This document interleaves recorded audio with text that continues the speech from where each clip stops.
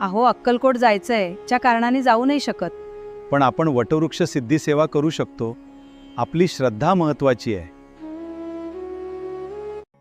श्री स्वामी समर्थ. जय जय स्वामी समर्थ. अक्कलकोट वटवृक्षाच्या खाली अशी कोणची गुपित ऊर्जा आहे जी आपण घरी बसल्या सुद्धा अनुभव करू शकतो. जर आपल्याला अक्कलकोट जायचं आहे, परिस्थिती जाऊ देत नाहीये, मन दुःखी होत आहे, तर घरी बसल्या सुद्धा आपण अक्कलकोट वटवृक्षाचा अनुभव घेऊन 3 दिवसात आपल्याला नक्कीच प्रचिती येईल. तर ते अनुभव सिद्ध कसं करायचं आणि ती सेवा कशी करायची आज या आपण व्हिडिओमध्ये पाहणार. माझ्या एक जवळच्या भक्ताला हा अनुभव आलेला आहे.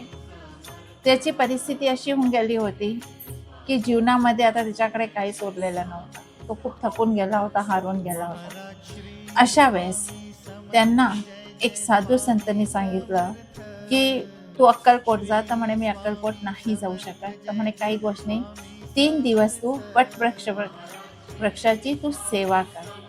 तर म्हणे मी कशी करीन? म्हणे काही नाही, तुला वटवृक्षाची मानस सेवा करायची आहे, मानस पूजा करायची आहे आणि तुला स्वतः स्वामींचा अनुभव येऊन जाईल. तर त्यांनी ती 3 दिवस ही सेवा केली वटवृक्षाची.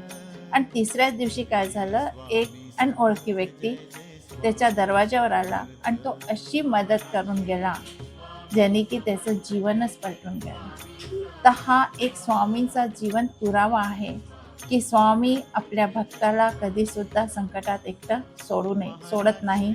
तर तो जो अनुभव आहे आणि ती जी सेवा त्यांनी केली आहे ती कशी केली आहे आज मी तुमच्याबरोबर शेअर करत आहे.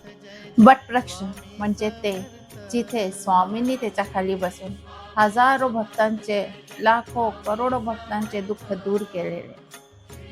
तेव्हा आपल्याला वाटतं की आज स्वामी इथे असते तर मी पण जाऊन स्वामींच्या चरणी पडून ढसाढस रडले असते आणि आपल्या सगळ्या मनातल्या गोष्टी स्वामींना सांगितल्या असत्या. हा प्रश्न तुमच्या मनात येत असेल आणि मनात येत असेल की मी सगळं करूनही स्वामी माझं ऐकत नाही आहे आणि माझी इच्छा अक्कलकोट जाऊन स्वामींना भेटायची आहे. तर घाबरू नका. स्वामी म्हणाले मी कणकणात आहे, तुम्ही जिथे मला बोलवाल तिथे मी येईन.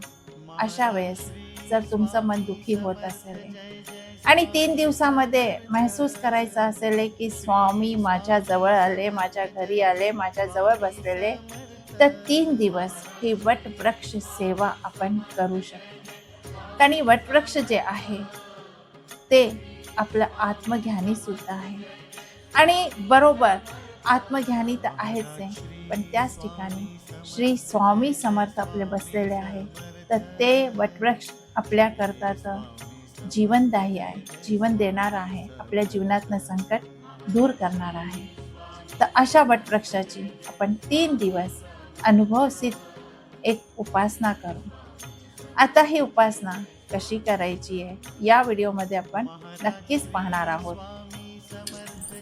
आता आपल्याला काय करायचं आहे, आपल्याला बिलकुल शांत एका जागी बसायचं आहे आणि ही उपासना आपल्याला रात्री 9 ते 11:30च्या दरम्यान आपल्याला करायची आहे. आपल्याला 3 दिवस उपासना करायची. तर मांडणी करून घ्यायची आहे, पाट घ्यायचा आहे, त्याच्यावर छान लाल रंगाचा किंवा पिवळ्या रंगाचा छान कपडा टाकायचा आहे, त्याच्यावर स्वामींना स्थापित करायचं आहे. 1 लोट्यामध्ये जल भरून आपल्याला जवळ ठेवायचं आहे आणि त्याचबरोबर आपल्याला मन शांत करायकरता तिथे धूप, दीप, अगरबत्ती आणि हलकासा श्री स्वामी समर्थांची धून लावून ठेवायची आहे. तिथे बसायचं आहे. जर तुमच्या मनामध्ये जसेच बसला ढेर सारे विचार सुरू असतील तर ती धून तुम्ही शांत बसून डोळे बंद करून ऐकायचे आहे. जेव्हा तुम्हाला महसूस व्हायला लागेल की त्या धून बरोबर माझ्या शरीरामध्ये आता कंपन्स यायला लागले, तेव्हा ही सेवा आपल्याला सुरू करायची आहे. आपले डोळे बंद आहे. डोळे बंद झाल्यावर हा विचार करा की मी साक्षात वटवृक्षाखाली बसलेलो आहे. तिथे मी श्री स्वामी समर्थांचं त्या वटवृक्षामधून जी धून सुरू आहे, वटवृक्षामधूनही श्री स्वामी समर्थांचा हलका हलका स्पंदन सुरू असतं. तर तुम्हाला विचार करायचा आहे की मी वटवृक्षाखाली बसलो आहे, तिथे स्वामी समर्थांचं हलकंसं नाव स्पंदन सुरू आहे. साक्षात स्वामी समर्थ वटवृक्षामधून मला आशीर्वाद देत आहे आणि स्वामी माझ्याकडे पाहत आहे, स्मित हास्य करत आहे आणि त्या वटवृक्षाचा थंडावा मला महसूस होत आहे. आता मी महसूस करतोय की मला स्वामींचं दत्त स्वरूपात दर्शन होत आहे, कारण की या वटवृक्षामध्ये त्रिदेव आहे, ब्रह्मा, विष्णू आणि महेश. या तिघांचे मला दर्शन होत आहे स्वामी स्वरूपामध्ये. आणि धीरे धीरे जे वटवृक्षाचे पानं आहे ते हलकंसं थंड थंड वारं मला देत आहे. माझ्या शरीरामध्ये कंपन सुरू होऊन चुकलंय आणि ते कंपन माझ्या आत प्रवेश करत होऊन राहिला आहे. तो प्रवेश होऊन राहिला आहे माझ्यामध्ये आणि मी याच वेळेस श्री स्वामी समर्थांची सेवा सुरू केली आहे. मी स्वामी समर्थांना पिवळे पुष्प अर्पित केले आहे. त्यांचे चरण पादुकावर हळद कुंकू अक्षदा व्हायला आहे. मी त्यांच्या चरण पादुकावरती माझं डोकं ठेवून दिलं आहे आणि त्यांचा चरण स्पर्श जो माझ्या डोक्याला झाला आहे त्या चरणाचा थंडावा माझ्या शरीरामध्ये प्रवेश करतोय. तो थंडावा मला ऊर्जा बनवून माझ्या आत प्रवेश होऊन राहिला आहे. हे आपल्याला महसूस करायचं आहे आणि त्याचबरोबर आपल्याला श्री स्वामी समर्थांचा जप सुरू करायचा आहे. बिना मोजायचा नाही आहे. जेव्हा तुमचं श्री स्वामी समर्थ जप सुरू राहील आणि आपोआप तुमच्या मनामध्ये जे काही दुःख आहे ते त्यांच्या चरणी प्रवाहित होऊन जाईल आणि त्याच वेळेस तुमच्या तोंडून सुरू होऊन जाईल, निशंक हो निर्भय हो मनारे प्रचंड स्वामी बळ पाठीशी रे. तारक मंत्र आपोआप सुरू होईल. ही वटवृक्षाची पहिल्या दिवसाची आपली पूजा होईल.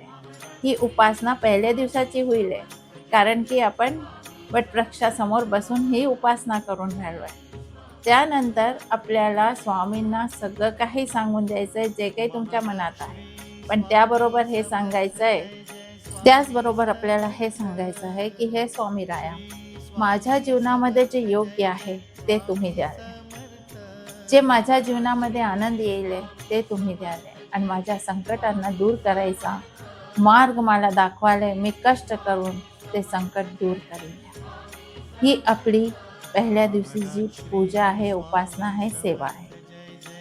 अशीच उपासना, अशीच सेवा आपल्याला दुसऱ्या दिवशी करायची. पहा, तुम्हाला वटवृक्ष आपल्या घरी आहे. आपलं सगळं काही इथे आपण करून राहिलो आहे. तुम्हाला महसूस व्हायला लागेल की खरंच वटवृक्ष आणि स्वामी माझ्या घरी आहे. तुम्हाला तो अनुभव स्वतः स्वामी देतील. मी कोण आहे? मी कोणी नाही आहे, कारण की स्वामी देतील. पण एक गोष्ट लक्षात ठेवा, या 3 दिवसामध्ये तुमचा भाव, तुमचं प्रेम, तुमचा अढळ विश्वास स्वामींप्रती असायला हवा. तुम्ही जी प्रार्थना करताय, तुम्ही जे स्वामींशी जुडाव करताय, जे स्वामींशी जोडताय, त्याच्यामध्ये तीव्रता हवी. आता ती तीव्रता कशी? जेव्हा बिलकुल अशी वेळ येऊन जाते की मला मार्ग दिसत नाही, तेव्हा आपण काय करतो? एकदम निढालून खाली बसून जातो, ढसाढस रडायला लागतो आणि मग म्हणतो आता तुला देव जे काही करायचं ते तू कर, मला माहीत नाही, तू जाणे, ते सगळं जाणे. आपण कशी चिडून एकदम बोलायला लागतो. बिलकुल पूर्ण रूपाने समर्पित होऊन जातो.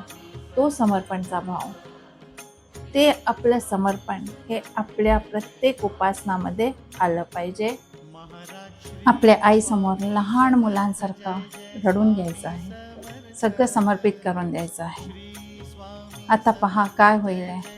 तुम्हाला स्वप्नामध्ये वटवृक्षाचं झाड दिसेल किंवा स्वामी दिसतील. आपाप मनामध्ये शांतता दिसायला लागेल. तुमचं काम मार्गी लागताना दिसेल. हे 3 दिवसामध्ये तुम्हाला खूप जास्त फरक जाणवेल. यावेळेस आपण रागराग करायची नाही, चिडचिड करायची नाही, कोणाला काही असं बोलायचं नाही आहे. आपलं जेवण सात्विक ठेवायचं आहे. या सगळ्या गोष्टी ज्या नियमावली आहे ते आहे. 3 दिवस उपासना झाल्यानंतर देवाला नैवेद्य, आरती जे पण करताय, जे नैवेद्य दाखवायचं तो दाखवू शकता. आणि जे आपण तांब्यावरून पाणी ठेवलेलं आहे ते आपल्याला प्राशन करायचं आहे. सगळ्यांनी ते पाणी प्यायचं आहे आपल्याला. त्यात ऊर्जा समवलेली आहे. ती ऊर्जा आपल्या आतमध्ये समाहित करायची आहे. आपणही हे 3 दिवस उपासना करून पहा. प्रचिती आल्यावर नक्कीच कमेंट्समध्ये लिहा. श्री स्वामी समर्थ. जय जय स्वामी समर्थ. व्हिडिओ आवडल्यास नक्कीच लाईक, शेअर आणि सबस्क्राईब करा. भेटूया आपल्या नेक्स्ट व्हिडिओमध्ये. श्री स्वामी समर्थ. जय जय स्वामी समर्थ.